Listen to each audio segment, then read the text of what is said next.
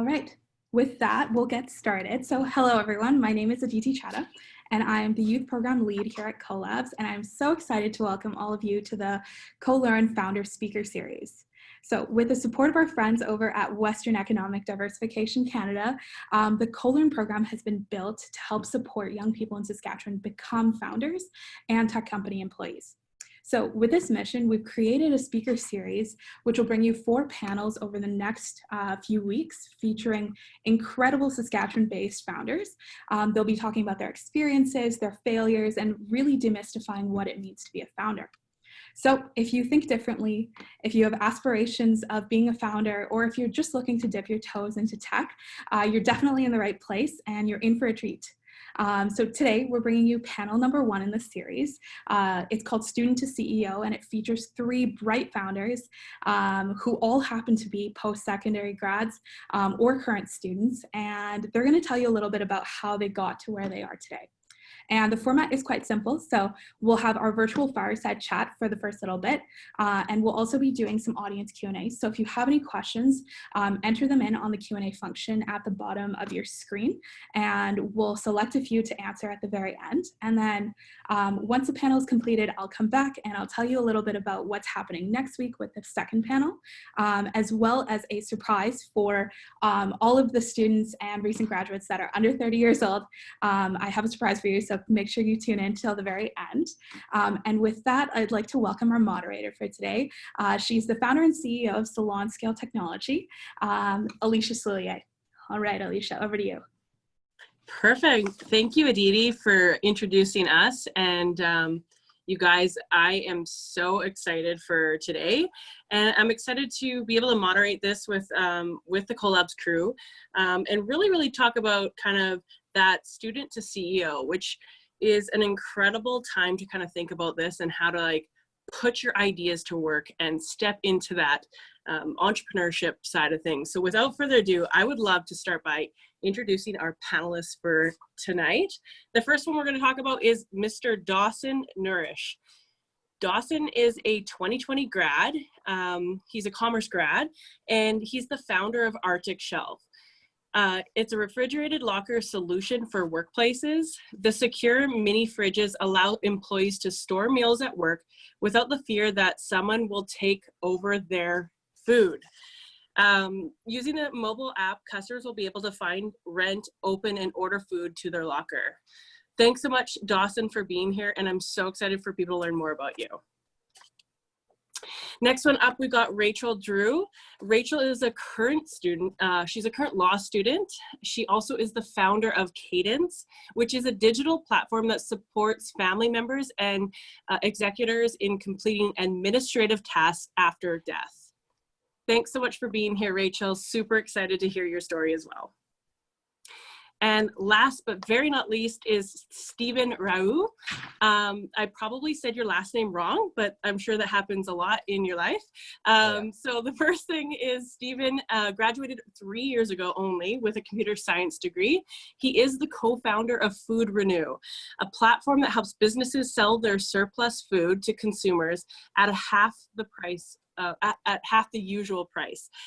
In doing so, Food Renew reduces food waste and improves businesses' sustainability.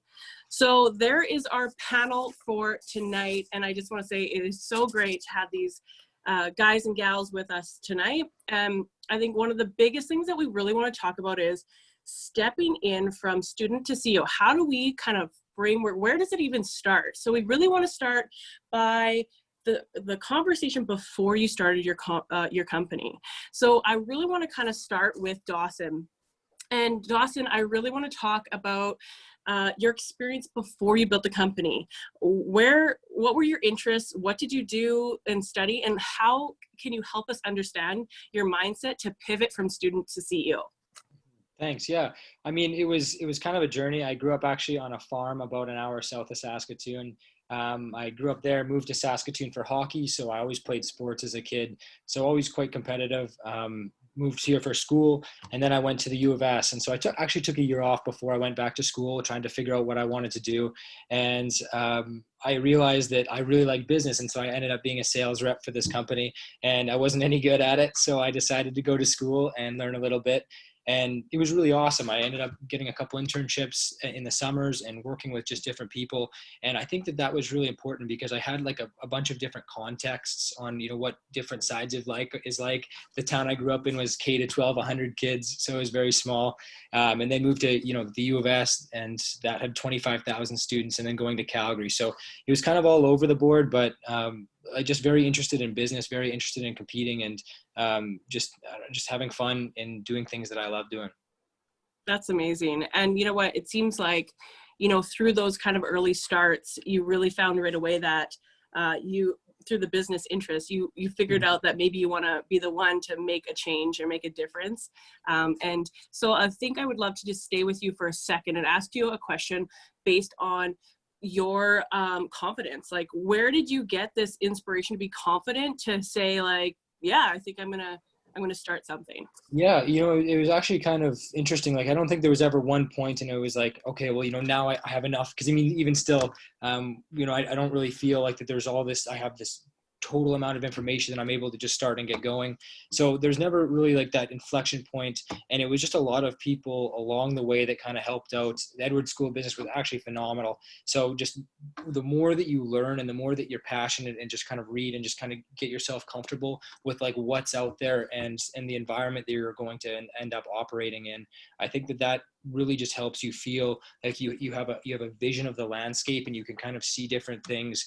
And then eventually, like, you just like, you know, that might work. And so Edwards School of Business was really, really good because how I ended up making the first jump was from a like just really a risk perspective. Like, the business that we're involved in, you know, it has this really unique risk characteristic that I'll talk about later, but it was mostly just, you know, understanding what the business environment is like. And I mean, that was my background. There's going to be a lot of technology students out there. And, you know, when you have an idea, I mean, maybe Steven actually will probably be the one to talk about that. But for me, in a business standpoint, it was understanding the landscape and knowing how to mitigate risk and making yourself feel comfortable enough to take the jump. Amazing. Well, as you can see, those of you that are following along on our little journey, our beginning session here in the panel, you can see probably some familiarity of like things that you're going through right now, whether you're a student or thinking about being an entrepreneur or starting this. You're starting to probably see that through Dawson's story here.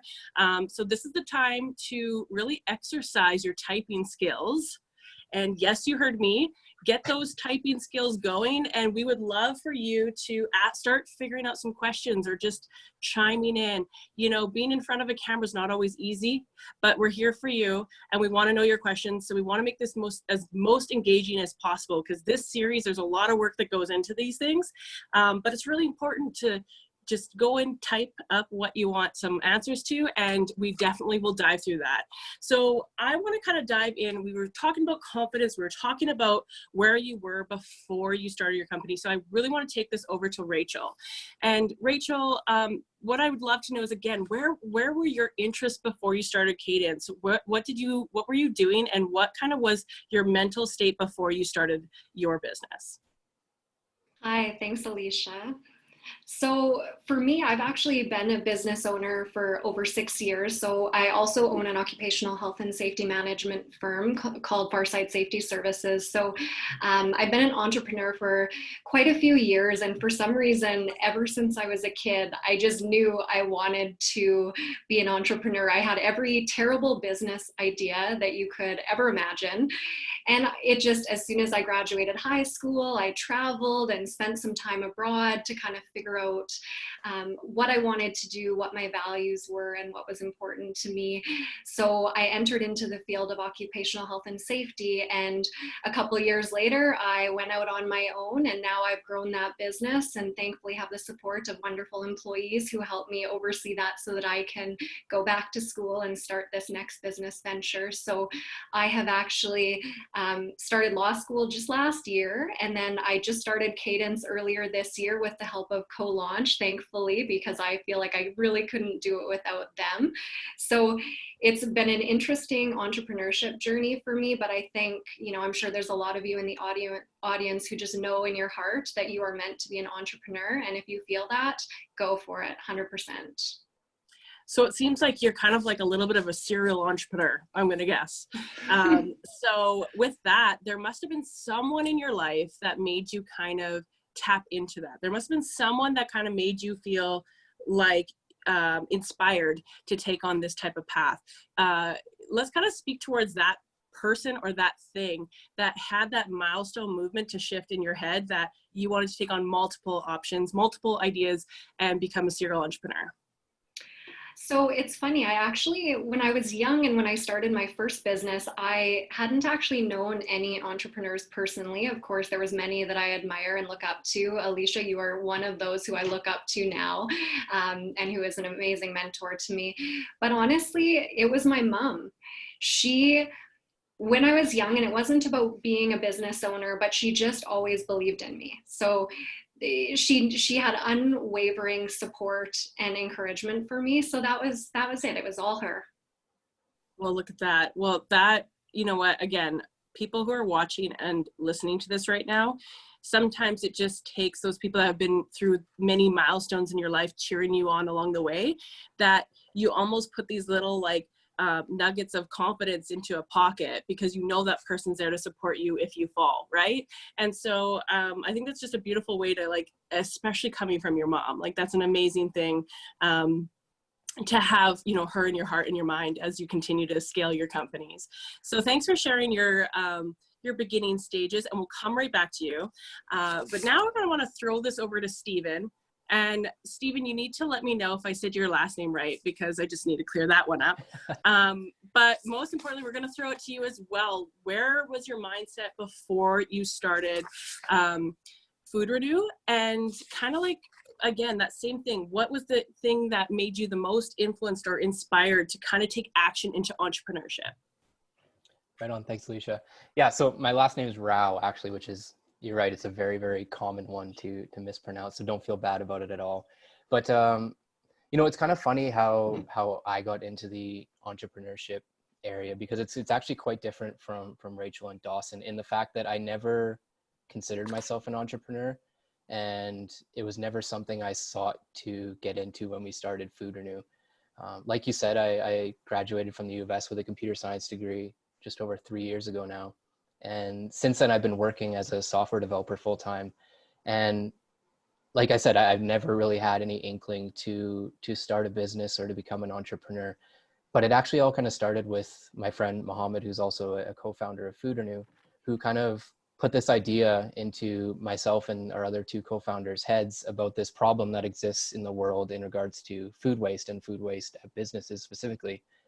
And he kind of filled us in about all these problems with it. And it was basically a massive opportunity that we saw, that we recognized there was a solution for. We just didn't know what exactly it was at the point.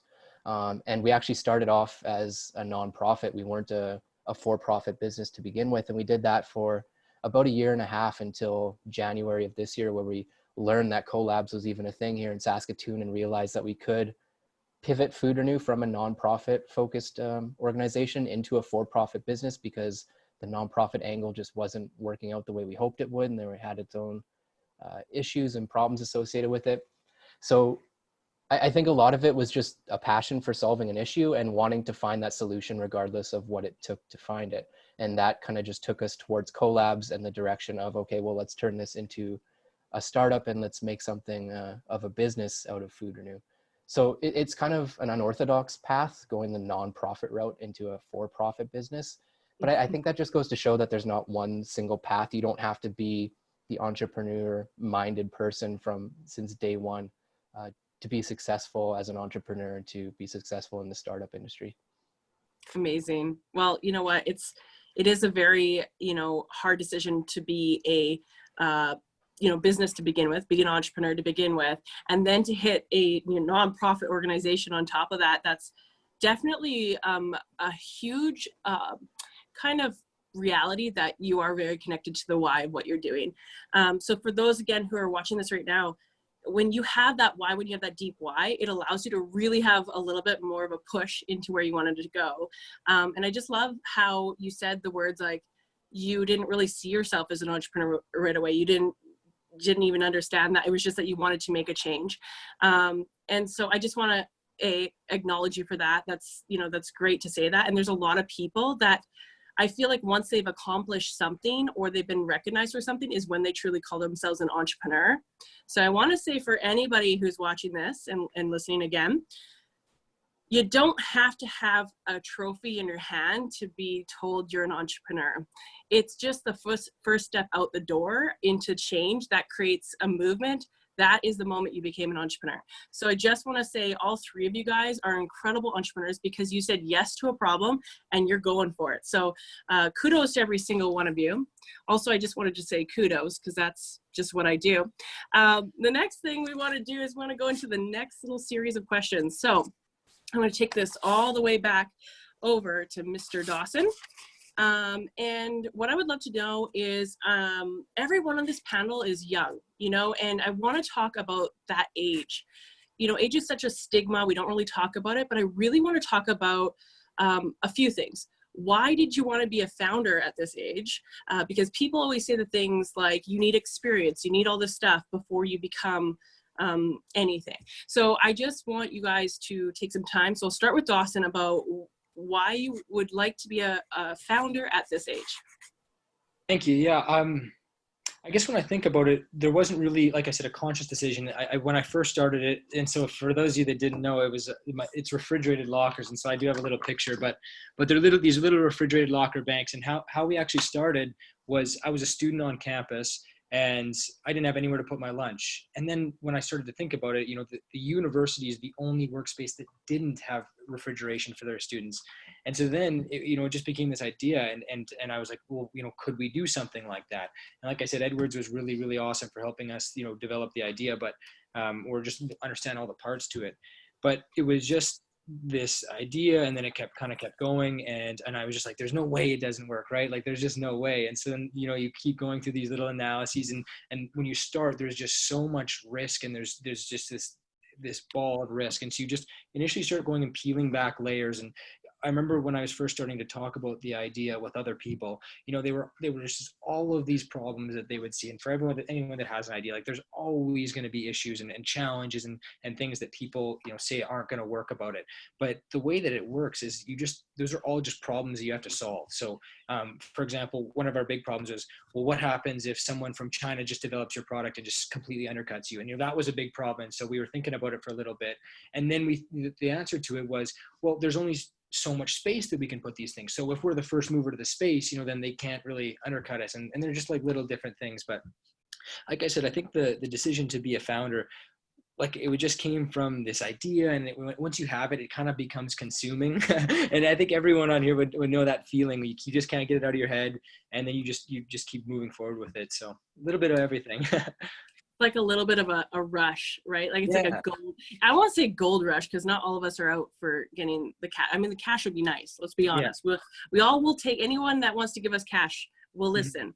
But the reality is that, you get this high, this adrenaline that things are moving. And just like you were saying, most people, when they start a business, there's a fear of like, if I'm not prepared enough, someone will take my idea and then like, oh, it's too big of a risk, I'm not going to take it. So that's kind of the mindset. What is your thought process on that? Speak specifically to everybody about that. When you were like, you know what, like nobody's going to want this as much as I am. I'm going to fight for this, but it's kind of that outweighing the risk to the reward and really pushing through those thoughts into actions. So yeah, I guess the question would be like, what made you really hit that and go? So I guess I'm going to talk about it more from the business side of things, because there's going to be a bunch of different people out there, and Stephen will probably talk more on the tech side of things. But for me, you have, when you're taught and you're learning things, like you have specific ways to solve problems. And so for me, I had been taught about business and how to solve business problems. And when I thought about my business, there was a lot of risks. And so I was thinking about it from an investor's point of view, like how can you start to eliminate those risks, and how can you build your business to sort of I guess, mitigate those so that you can raise money and you can do all these different things that are going to happen down the road, and that you can compete. But I think that it was just a lot of, I liked solving problems and I liked putting all the pieces together. And I think that that was the most, I guess, engaging thing about this idea, was that there was just a lot of little problems, but it was something that I could physically do. And so you're just building this. And when I think about risk, there's no question that there's risk in everything. And so the question is are you engaged and are you passionate about it enough to want to keep going through with it and keep solving these little problems? And if you are really passionate about it, you'll automatically get through that first step of trying to eliminate risks and trying to build this little thing and solve a little bit and get your little MVP out there. And if you're just really passionate about it, you're going to do it. And so, and it's almost like, I guess, a natural selection thing. The people that weren't passionate enough to kind of solve those problems, they probably weren't meant for it anyway. So I think it was just a lot of little things, like just being passionate about putting these pieces together, understanding the ways to solve problems, and then just getting the right people around me and just listening to the right people. Co.Labs and Co.Launch was, we'll talk about it later, but they were just incredible for just opening up what's so possible. And so for anyone out there, I really recommend tagging into these community events, coming and checking things out, because that's immediately where I just thought, this is how I can learn about all this. Well, I mean, I think first of all, I think a lot of people are learning just listening to you. And I think the passion, if you guys can all like give a little like thumbs up, hearts, or whatever you want to put in the thing that you agree to this, that passion is what gives founders purpose to continue to go forward. And you can see from this panel that they all are extremely passionate about what they're trying to do and solve. I like to kind of just take a little bit of a time to talk about an analogy of like a tightrope walker, right? Like you'd look at that person like, you're nuts. Like, what are you doing? You're going to kill yourself. And the like statistics of you making it across, this is like crazy. Why would you do that? But the passion is what put that person to go across there. So when everybody thinks you're going to fail and fall off that rope, just remember it's the passion that's going to keep you there.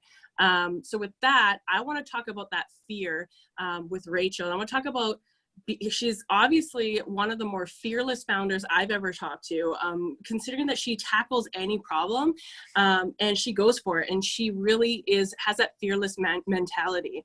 But behind every fearless, there is some type of fear. So I would like to know that deep, dark fear you have as a founder, and maybe how you kind of overcame that as you took on your ventures. So it's interesting. I wasn't really too fearful of starting my first business for some reason. I don't know why. I think I had so much going on in my life that was so challenging at the time that I just figured, well, if I can deal with all this, I can deal with anything. It's fine. So it wasn't really too much fear there. But of course, I was leaving a comfortable job with a comfortable salary at a large company. So there is some fear of that, getting out of that comfort zone, of course, which 100% through and through, it's worth it to step through that fear for sure. But with this business venture, I've had a whole different level of fear because I am a non-technical founder. And thankfully, Alicia, I've had you to kind of bounce this off of, because imposter syndrome is real. I often feel like, what am I doing here? How can I do this? I'm non-technical, but I have this problem that has to be solved, and I know how I have to solve it. So that's been a hurdle, and I've definitely had to reach out to people and let them know how I'm feeling, and let them know that that's come up for me, and kind of get encouragement to keep pressing forward, because it's hard. And you know what? We're not the experts in anything. No one knows everything, even if it's your craft, even if it's your trade. My other business, I was an expert in occupational health and safety, but there was still so much I didn't know. I was always taking on tasks that I had to learn about. So when it comes to fear, there's a lot of it. There's fear of failure, fear of not being good enough, fear of not being able to do it, but use that to drive you. And when you get through each hurdle, it just makes you more confident in your ability to move forward. It's like, yeah, I did this, I got it, I can do this. So use that fear as a driver to continue to press ahead. So that's kind of how I've found it. There we go, another nugget of knowledge. The fear, use the fear to drive you. The fear drives your passion, right? And I think like now we're hearing that from Dawson, from Rachel to Dawson, is the fear is going to fuel your passion, which is going to get you to the next thing, which is communication. Now you need to communicate to a team to get them connected to your passion, to your why, and to ultimately get your team to not be as fearless as well, or get them to be fearless. So I want to take this over to Stephen, and I want to talk about moving from fear to passion and then to communication. So let's talk about your kind of mentality when it comes to tapping into those fears, inspiring people around you to that why, and then talk a little bit about communication, because this part right here, there's going to be a lot of people that are technical mindset founders that are going to have to learn how to communicate to the other side on how to sell or market the product. So let's kind of move through that kind of combo. So go from fear, passion, and then end in communication. For sure. So like, I just want to start by saying like what Rachel mentioned hits really close to home about having imposter syndrome and feeling like you don't necessarily belong in this space, because I find that kind of the startup world, at least for me and my team, it's been a very gradual thing where you start out from nowhere and each step is so gradual and takes place over such a long period of time that you never really take the time to look back on where you started and where you are now, and you still consider yourself at point zero when really you're so much further ahead than when you were when you started. So I think it's really worthwhile to really, I guess, look back and understand that the progress we made is definitely something to be proud of for sure. But you're right in that these fears drive passion. And one of I guess my biggest fears has always been failure, outside of Co.Labs and Food Renew. But also within Food Renew, and not knowing whether or not we're going to succeed. But I think a lot of it is learning to accept failure, and Co.Labs and the Co.Launch program really taught me and my team that to expect failure and to understand that it's an essential part of the journey. And that kind of drives you, right? Because I think it's been told to us a few times that it's almost better to fail and learn from that rather than to having kind of an illusion of success and head down the wrong path only to find out you were going down the wrong road way too late. So it's learning to accept that failure, and that's what kind of drives your passion. You want to continue to learn through your failure and get better, and getting better gets you closer to the problem, and you only get that through failure and learning. And I think for myself and for our team, we have a four-person co-founder group on Food Renew. And communication has really been essential for that for us, because we're all kind of coming from different backgrounds, and none of us have the full picture. And it really comes down to all of us relying on each other for filling in the gaps where they need to be filled in, and to kind of reassure each other. I know since I'm the technical person, we've had a lot of conversations around the team about like, okay, am I capable of building out the solution? Do we need to bring in extra help? And a lot of those questions are necessary discussions to have, because it's fears that other people on the team have, because they might not necessarily understand the technical side of things. So it's putting your fears out there and discussing them, and kind of filling in the gaps where they need to be filled in as a team, so that you don't feel lost and everyone has an understanding of the full picture that your team is working towards.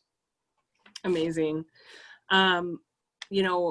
Speaking of fear, I'm going to speak to everyone watching here right now, and I'm going to say, get through those fears and start typing in some questions, because sometimes people need to learn stuff. So again, I encourage you guys to please go in the chat and make sure you're asking questions, because I want to fulfill those questions. But everyone's got an opportunity to learn, and there's no silly questions out there. You can ask anything, but just engagement helps spark others to open their mindset. And like I said, you're only one step away from being a panelist the next session, the next year. So remember that by putting yourself out there and consistently asking those questions, you're showing up for the life you want to live. So I encourage you to face your fears right now and help the group ask those questions. And speaking about those fears, Stephen was talking about Co.Labs experience and co-lead and co-launch, the whole program. So whether you are in co-learn, you're learning how to be an entrepreneur or taking the risk, you're in co-launch, which you're, testing that ideation stage and getting it ready to launch it. You're in the Co.Labs program or the co-lead program. No matter what program you're in, we kind of want to take some time to talk about how that's really benefited all of you as panelists. One thing I know that the crew at Co.Labs taught me was failing fast is cheap.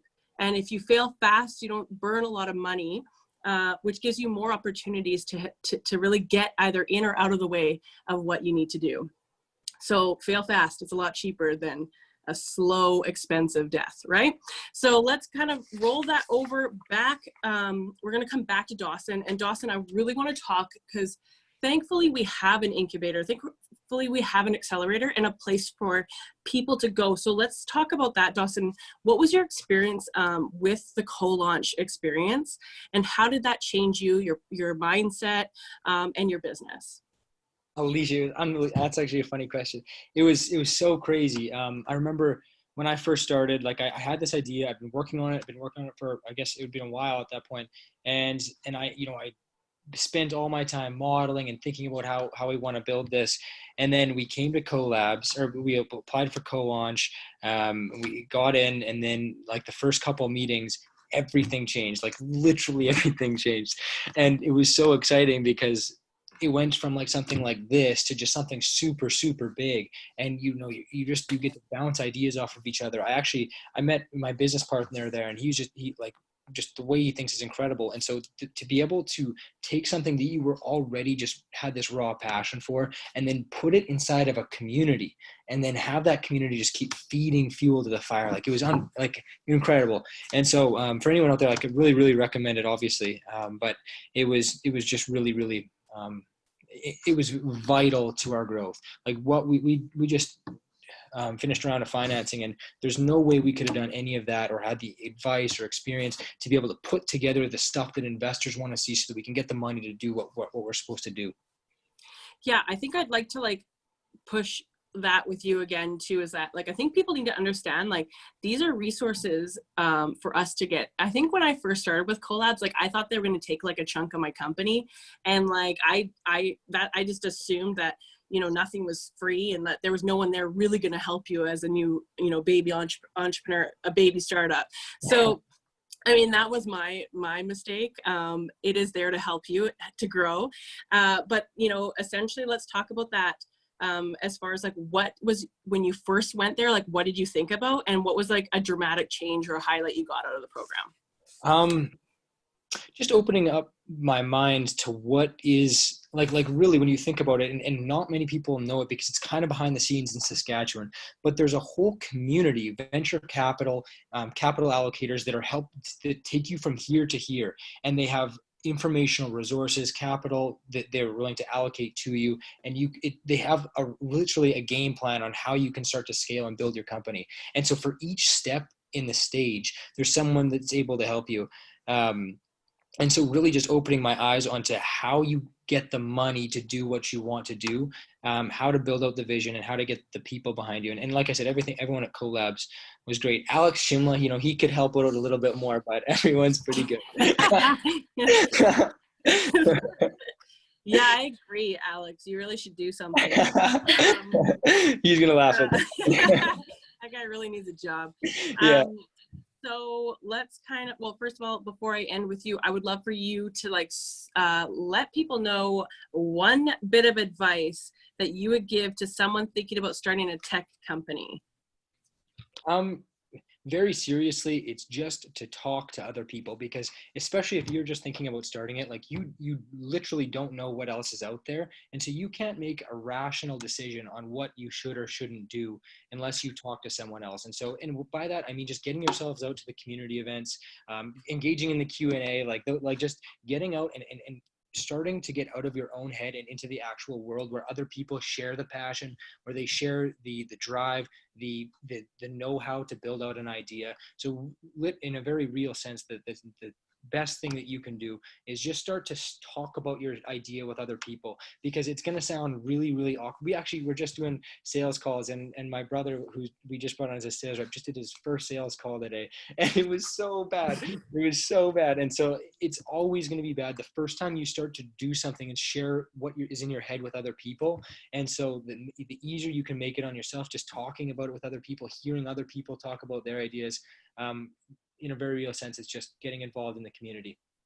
Amazing. Amazing. Small starts make big endings, right, Dawson? So true. So true. We're doing. Okay, well, I'm going to head on next to Rachel, and we're going to talk about Co.Launch and how it has affected your company, your experiences. And again, if anyone has questions regarding Co.Launch, Co.Learn, any of the co-programs, or any questions specifically to Dawson, Rachel, or Stephen, please put those questions in, because we've got about 7 minutes or so left before we're going right to those questions. So Rachel, let's kind of get to you. Let's talk about your experience with Co.Launch and how it's affected your company. Well, I feel so thankful to have gotten accepted into Co.Launch, because I have had the idea for Cadence for quite a while, but I really didn't know what to do with it. After my mom died, I realized what the challenges are when you're dealing with administrative things after you lose a loved one, and it was absolutely intolerable. So I knew, I was like, I'm going to fix this. I'm going to change this. This is not okay, and I will not go through this again. But it took me a long time to figure out how could I do that. And I randomly, I think on LinkedIn, I came across Co.Labs, and I realized this is it. This is what I need. I need people in the tech space who can help me with this and help guide me, because I felt I couldn't do this alone. And I was so thankful to get accepted into the program, and it was a complete game changer. Everyone at Co.Labs is amazing. I've got amazing mentors there. Really, everyone who's involved with Co.Labs has just been so wonderful and encouraging, and sharing the challenges they've had, and helping me through the challenges that I'm having. So it really truly is such an amazing thing that we have here in Saskatoon, and I'm so thankful that it's available, because tech is hard. It's different than my other business. It is nothing like my other business. So the fact that I have been a business owner before and I'm currently a business owner doesn't mean that I was ready for tech. So it's a new area, and there's so many experts and so many people who can help you out. So yeah, I think we're so lucky to have this here. That's amazing. I kind of wrote this down, which I think is just funny. I said, you don't find Co.Labs, Co.Labs finds you. So, yeah. I think that's happened to all of us. It's like, I need this thing, and all of a sudden you see something where someone's been there. And yes, our community is there for every single one of you, and when you're ready, it's ready for you. I think now is the perfect time, you guys. This is the perfect time. We have an opportunity to think big and think massive, especially from our province. Get that mind as exercised as you possibly can, and jump into this fire, because at the end of the day, whether you are a student that is still waiting on getting some type of summer job, or you have this idea and you're itching to make that decision, be the change, be the one person that is watching this right now that causes action. Be an action taker now. Co.Launch and Co.Labs is the community. All of us are here to help you, and like I said, all of us are not that far away, including myself. I started roughly a little over 2 years ago, so I'm not that far away from anybody else. And same thing. Every single thing I learned through this community, and I learned through this program. The province wants to see you succeed. Programs like this want to see you succeed, because you have a thing called time. Large organizations don't have time to devote innovation wings to make these things happen. They'd rather invest in people like you to make these things happen. So just remember, if there's a time to go, it is now. And if anything, I'm like just fueled up with inspiration from this panel. Like, they are just filled with passion. They're killing it in the game of tech and startup. And so I just want to take this over to Stephen. Actually, I lied. I'm going to stay with you, Rachel. I want you to talk about one more thing, one big advice that you can leave to someone who is thinking about jumping into the tech community. So what I would say to that is, do not wait for the perfect time. There is not going to be a perfect time. The stars will not align. I started both of my businesses at what most people who know me would think were the worst possible times ever. So don't wait for the perfect time. You just have to go for it. Life is hard and there's always difficulties. Don't make that hold you back. Absolutely. Cheers to that. Cheers to that. Life is too short. And spending a lot of time with Rachel, she is one person I definitely admire as far as taking your dreams and making them into realities. As I watched Dawson and Steven come into the program and then get to where they are now, it's just truly an inspiration station, you guys. So hit it up, because they are amazing. So with that, thanks, Rachel. We're going to move right over to Steven. Steven, let's talk about Co.Launch and how it has affected you and the company. Yeah, so I honestly think that without Co.Launch and Co.Labs, Food or New wouldn't exist. Because as I said earlier, we started as a nonprofit and we hit kind of a roadblock where we realized what we were currently doing, while the intentions behind it were fantastic and we were making some good progress, it wasn't sustainable and we knew it wouldn't last long term. So we got to a point where we realized, okay, we either need to pivot into a for-profit business or kind of stop what we're doing because it's never going to last.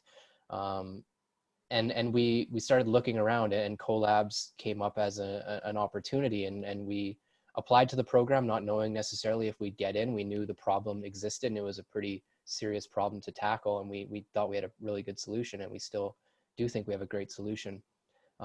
So we were definitely happy to see that we got into the program, and like I said, it brought us back to life. We kind of came in with a very basic idea of what we wanted Food or New to be, and as Dawson said, it started off as one thing and then it grew into something so much different and so much bigger than what we originally thought. And we were passionate coming into the program, but working with the people in the Co.Launch program and the employees of Co.Labs who have helped us along the way has really ignited a fire in us that it's kind of driven us to grow Food or New and to kind of change and shift it into what it needs to be to succeed. And we're still working on trying to figure out exactly what that is. We know there's a pretty serious problem in the world in regards to food waste, especially at businesses.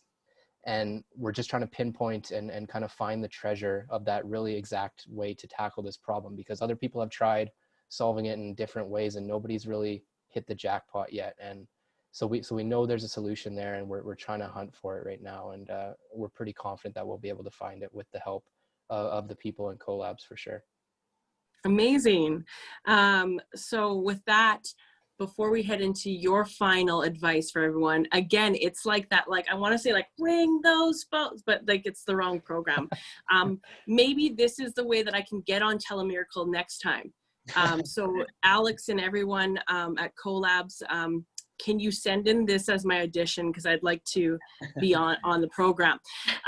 So with that, I'd love to get you guys to ask those questions, get them in the chat box. This is your last call to type it up, because we've got 2 minutes before we're answering those questions. And Steven, if you can please give us some advice as to anyone right now that is thinking, you know what? I'm ready. I want to start a business. I want to start a tech company. What is your best advice? Yeah, so it's kind of a two-parter, and it kind of ties into both what Dawson and Rachel already said. And it's, don't be afraid to take a leap of faith with your idea. It really is scary to be on the outset of it and know that you're going to have to share your idea with the world and be potentially fail, I guess, in that idea, or have people tell you it's wrong or it won't work or it won't succeed for any number of reasons.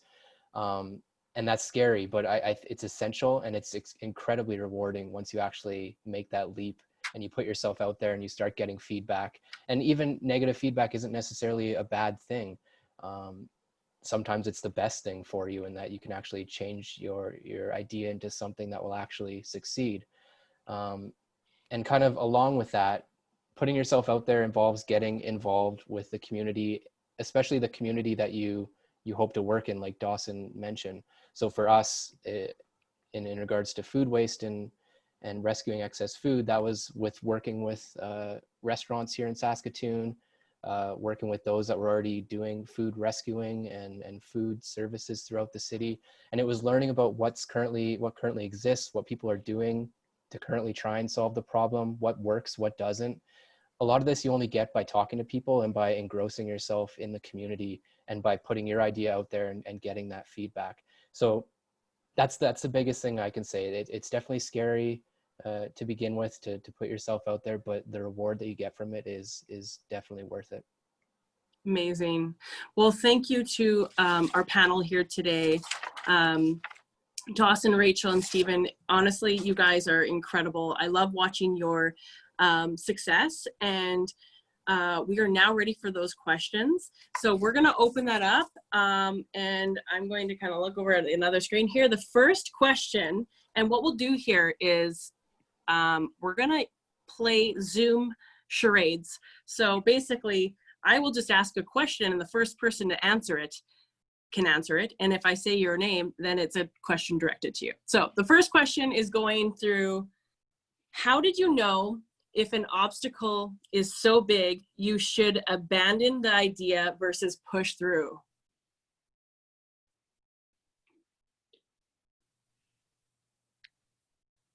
I think it's a lot to do with paying attention to what's going on around you. So of course, if you're kind of continuously hitting a wall in a certain area, it means you have to pivot. And, you know, that's a word that you seem to hear a lot in tech, is when you need to know when you need to pivot. So it's hard to say exactly when you would know a problem is so big that you need to make that pivot.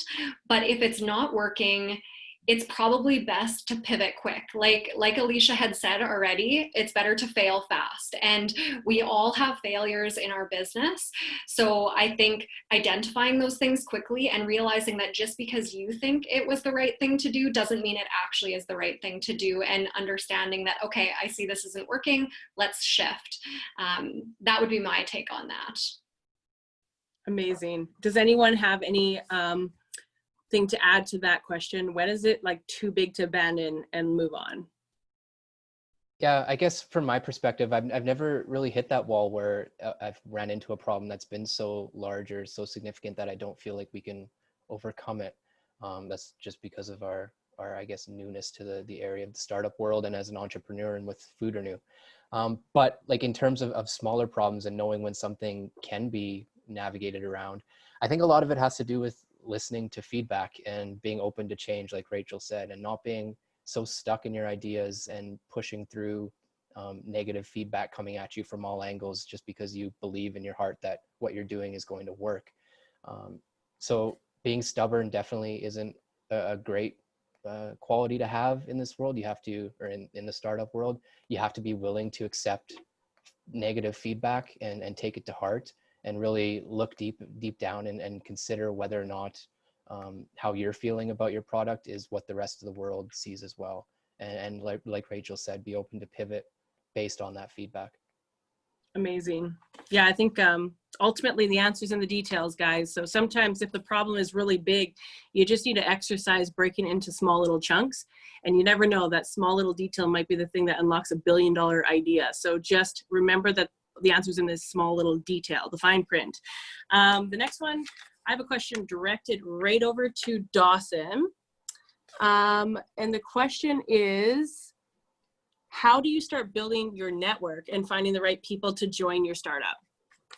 I think, so when I think about it, because there were, like I said, my business partner that is joining me right now, like we couldn't have found like just a better person that I want to work with. And I think that it just comes down to being able to talk and communicate ideas, whether or not it's about your idea, being able to share ideas with other people. And if they get just as excited as you, and, you can really feel you're vibing, like that's someone that you want to continue to stick around with. You want to share ideas, you want to bounce things off of. And so I think it's really just, and maybe, everyone's a little bit different, but for me, I'm a very high energy guy. And so I like people that I can just share my energy with and that they build me up. So for example, there's even just a couple of people that, we've been working with, and I get energy after I meet with them, and I leave the meeting and even like right now I feel really good. But when I leave somewhere from talking to someone and I have a lot of energy, that's probably where, I'll probably spend a little bit more time there. So I think just talking to people and having more conversations with the people that you get energy from. Awesome. I actually would like to throw that over to both Rachel and also to Stephen, because you guys are now pivoting into adding people and growing people within your organization. So let's kind of talk about that with you guys as far as when it comes to building your network and also just finding the right people to join. Like when and what do you look forward for when you're looking to have people added to your team? So let's start with you, Rachel. So I think when I'm looking to add people to the team, it's really, I don't want to find people who are necessarily just like me, because you need somebody who's going to challenge you. You need that person who's going to call you out and bring things to your attention that you maybe need to think about and even disagree with you, because I've never thought it was very good to fill yourself or fill your group with people who will all agree with you, right? We need to be challenged to make sure that we're actually hitting the nail on the head. So I've been fortunate enough to take on another co-founder, which has been incredible. She's brilliant. She knows how to think through things really well. So I think really just finding those people who can supplement you, and also those people who have the skills that you don't have. So I know that I don't have all the skills that I need for my business, so I'm looking for people who have the skills that I'm lacking. So that's what I'm looking for when it comes to taking people on. When it comes to the network in more of a broad sense, just people that you're dealing with, whether it's customers or associates or whomever, that's probably one of the most key things, is relationships with people. Even mentors is just, incredible to have those relationships with people who can help you. And also just with people in the community, getting yourself out there. I'm actually an introvert, which, maybe is strange as an entrepreneur. But so for me, I don't always love putting myself out there, but it's something that is so important to do, to make those connections with people. And the connections I've made in the business community has just been so incredible. So speaking to those of you who are maybe introverted and don't love, big events and things like that, just go for it. Get out of your comfort zone, step in there, make yourself known, talk to people. It's really, really important. And that's coming from someone who doesn't always love doing it. So just go for it. Amazing. Well, you know what? The more people you know, the more you can grow. That's what they say. That's what they told me. But I also really like talking to people. So that's just kind of what I do all the time too. But focus on building that network, because you never know. There's like that one time, it's like 3 a.m, you have this idea, and then you think of like this guy, Trevor, you met that is part of that thing. And then all of a sudden, boom, things happen. So don't be afraid to get out there and just have some honest conversations and talk about what you want to do. The more you can talk about it, the more you're going to attract and manifest what you want to happen. So the next thing is, Stephen, I actually have a specific question for you that came in. So I want to ask you this question. Yep. And the question is how do you approach learning a new technical skill to develop part of your product? It's a good question, actually. And I don't know if there's specifically or one specific answer to it. I know already I've learned so many new things building Food Renew's we don't really have a platform yet that we built out, but it's required a lot of kind of early testing things out and learning new things. I think the biggest thing is to just experiment with new things. The internet is full of resources. I know technical people typically, like as a software developer, and I know many other software developers, once you know kind of one tool or one programming language or one framework or something, typically it's pretty easy to pick up new things if you find the right tutorial or the right walkthrough online. So I know for myself, and this may not be for everyone, but I typically just find YouTube videos, tutorials online. Forums are really, really helpful to see what works for other people and what situations they're applying certain pieces of technology in, and talking to people and seeing if it makes sense for what you want to do with it.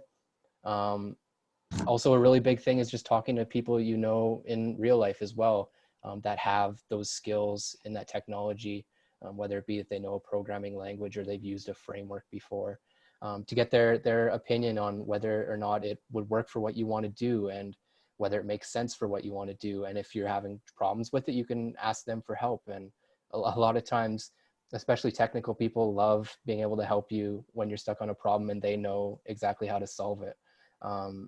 So I think that's a big thing is definitely talking to people. And I guess that kind of plays into the last question too, is growing your network and becoming involved with lots of people who have diverse sets of skills that you can kind of bounce ideas like technical questions off of.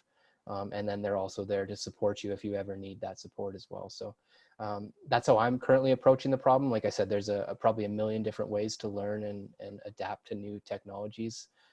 But that's currently what's working for us. That's amazing. You know, I think with that is your willingness to learn and to ask for others is going to accelerate your scalability and your growth in your company. So be open, be willing to learn, and be willing to ask people who are like-minded or just in different areas or in the same lane in your business to help you grow. I think sometimes, technical people aren't the most loudest, extroverted types of people. And that's just from my experience, most importantly, but they don't have to be loud for you to engage with people. There are so many communities out there, and Co.Labs is there to help you connect to those communities. And I know for sure that Stephen would help you find all the answers to your technical questions, because that's the one thing is you're dealing with a really hard problems. Like you're trying to, code different things with a lot of things coming at you. And so finding the right people that can help you understand a language or move into a different understanding or a different toolkit that you need. Stephen's there to guide you to the community to talk to help you get to what you need. So with that, I think we have one more question. Yeah, I got one more question, and it's going to go to Rachel, which is, you mentioned not being a tech person. So did you go into Co.Launch having a solution conceptualized already? Or did the how start to be explored and researched once getting into the program? So I had an idea of what I wanted and what it needed to do, but I had no clue how to get there or how to make it happen. So what was really, really amazing about Co.Launch was that I came in there with just an idea. I hadn't developed anything. I just had a broad idea of what I wanted to do. And they helped me really refine that idea and figure out what was the most important things initially and what do we need to do now and what can be done later. So they helped me refine that idea that I had. And I had noticed there was another question on there too, so I can probably answer that one as well. When it comes to getting into Co.Launch, if you don't have a development team, I still don't have an internal development team.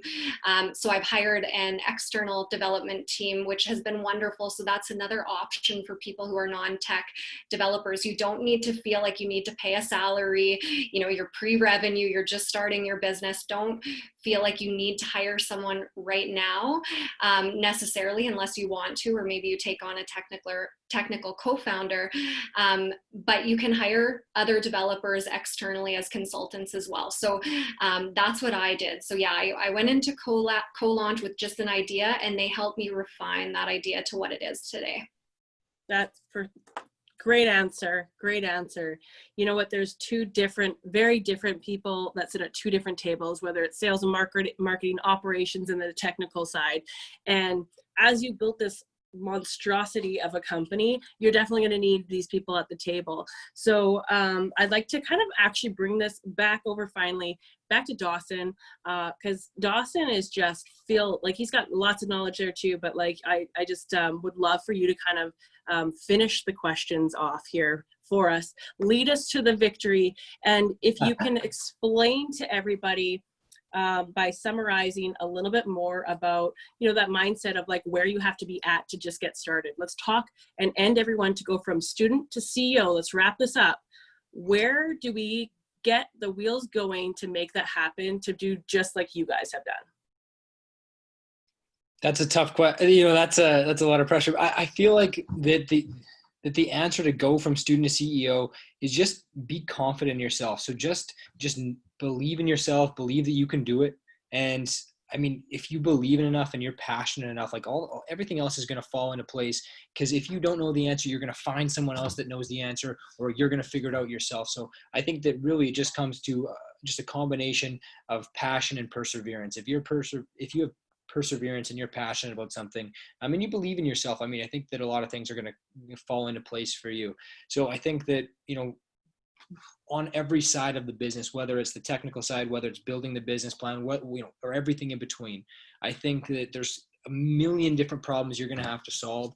And, you know, you're not going to have the background and mindset to be able to solve every single one of them. So when you run into problems, you know, solve that, whether it's you or whether it's finding someone else to help you out, but passion, perseverance, and believe in yourself. Amazing. Well, look at that. Thank you to every single one of you guys and everyone that tuned into this, that's probably going to watch this later. No matter what it is, you can feel the energy, right? Like you can feel these panelists, you can feel how passionate they are, but you can see how every one of them has a different perspective and they all come from a different kind of landscape in their business. But from there, you can see that it takes many different perspectives to really get to where you need to go. So we hope that watching and tuning into this was that last little push to say, hey, come and take a chance, take a risk, join this community, and, you know, put your dreams first. And you have nothing to lose. Right now is a time to take the biggest chances you've ever had. And, you know, be like us, take those risks. You never know. You never know what can happen. You never know, you know, a couple months later, a couple of years later, you could be hosting this thing too, you know, that will happen. So anyways, I just want to thank Co.Labs, Co.Lead, all the co-dots, okay? You name it, we love it. Thank you so much for giving me this opportunity. I'm going to turn this back over to Aditi to close up tonight. Thank you to everybody who is watching, and we'll see you again soon. Thanks, awesome. Thank you so much, Alicia. And to Dawson, Rachel, and Stephen, a huge round of applause virtual from all of us and everyone watching. Thank you so much for being so honest and sharing your stories and insights with us. So please take a virtual bow as you turn your mics and webcam